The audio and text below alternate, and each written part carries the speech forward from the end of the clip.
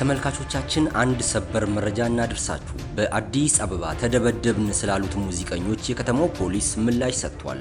ሙዚቀኞቹ ላይ ምንም አይነት አፈናና ድብደባ አልተፈጸመም ሲል የአዲስ አበባ ፖሊስ ዛሬ አስታውቋል። ግለሰቦቹ ሆን ብለው በፌስቡክ የሐሰት መረጃ እንዳሰራጩ አረጋግጫለሁ ብሏል ፖሊስ። የሙዚቃ ስራዎቻቸውን ለማቅረብ ወደ አዲስ አበባ የመጡት ማፓራ ኤጃዝ የተባሉና የደቡብ አፍሪካ ዜግነት ያላቸው ሁለት ግለሰቦች አዲስ አበባ ውስጥ አፈናና ድብደባ ተፈጽሞብናል ብለው በፌስቡክ ገጻቸው ያሰራጩት መረጃ ሐሰተኛ እንደሆነ ማረጋገጡን የአዲስ አበባ ፖሊስ ጠቅላይ መምሪያ ዛሬ አስታውቋል።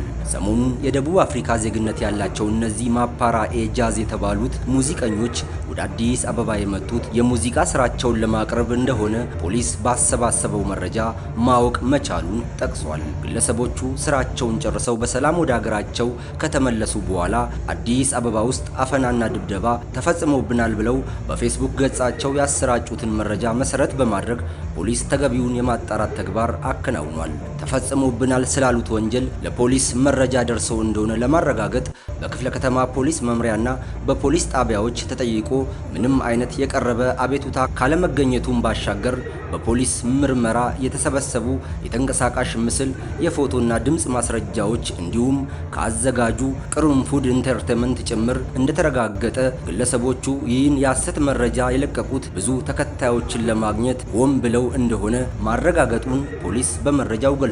ግለሰቦቹ አፈናና ድብደባ ተፈጽሞብናል ያሉት አርብ ጥቅምት 14 ቀን 2018 ዓ.ም ቢሆንም በማግስቱ ጥቅምት 15 በተጋበዙበት መድረክ ላይ ተገኝተው የሙዚቃ ስራቸውን ፍጹም ሰላማዊ በሆነ መንገድ አቅርበው እንዳጠናቀቁና በሰላም ወደ መጡበት ሀገር መመለሳቸውን ከኢሚግሬሽንና ዜግነት አገልግሎት እንዲሁም ከአዘጋጆቹ የተረጋገጠ ሲሆን የተሰራጨውን መረጃ ሐሰተኛ እንደሆነ ደርሼበታለሁ ሲል ፖሊስ አስታውቋል። ከተማችን አዲስ አበባ በአስተማማኝ የጸጥታ ሁኔታ የምትገኝ ሲሆን የከተማዋን ብሎም የሀገሪቱን መልካም ገጽታ ለማጉደፍ የሚደረጉ መሰል እንቅስቃሴዎችን ህብረተሰቡ በንቃት ሊከታተልና የመረጃዎቹን ትክክለኛነት ሊያጤን እንደሚገባም የአዲስ አበባ ፖሊስ ጠቅላይ መምሪያ አሳስቧል።